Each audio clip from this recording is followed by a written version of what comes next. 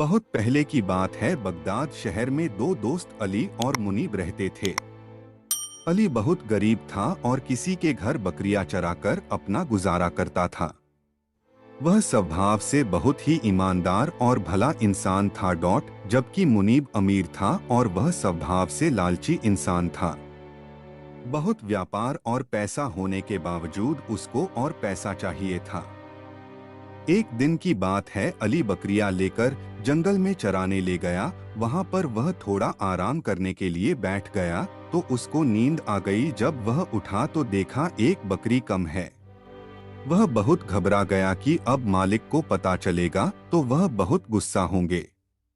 उसने सोचा पहले वह सभी बकरियों को घर छोड़कर आएगा, उसके बाद दोबारा वहां आकर उस बकरी को ढूंढेगा।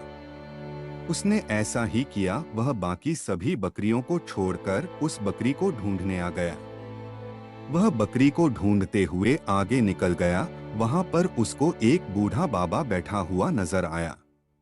अली ने बाबा से पूछा कि आपने मेरी बकरी को देखा है? बाबा ने बोला उसको बहुत भूख लगी है, उसको कुछ खाने को दे दे, उसने 2 दिन से कुछ नहीं खाया।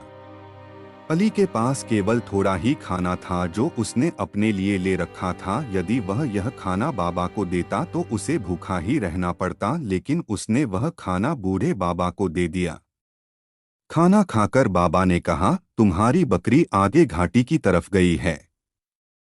अली आगे घाटी की तरफ चला गया।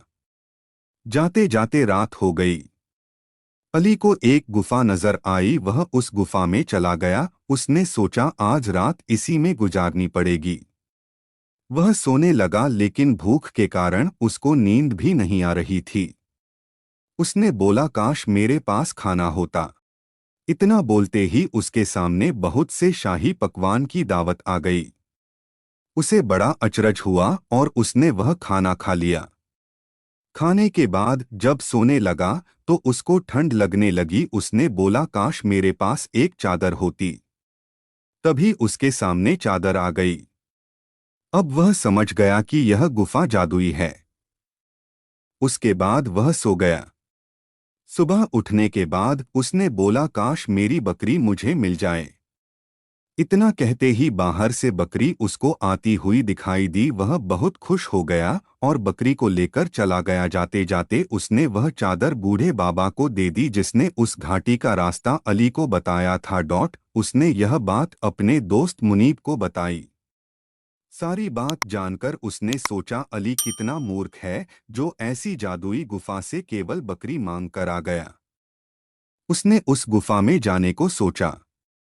उसने अली से सारा रास्ता जानकर गुफा के लिए चल पड़ा। गुफा की तरफ जाते समय उसको वही बूढ़ा बाबा नजर आया। मुनीब ने बाबा से गुफा का रास्ता पूछा।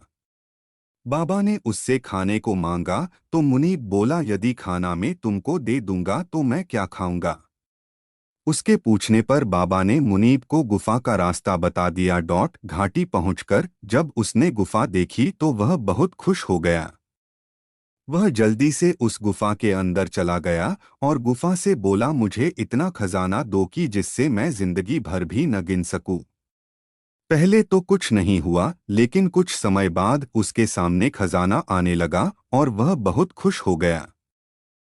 धीरे धीरे वह खजाना बढ़ता ही जा रहा था। मुनीब खजाने को गिनने में लग गया। वह खजाना गिनने में इतना मगन हो गया कि उसको इसका ध्यान नहीं रहा कि बढ़ते जाने से गुफा का दरवाजा बंद हो रहा है।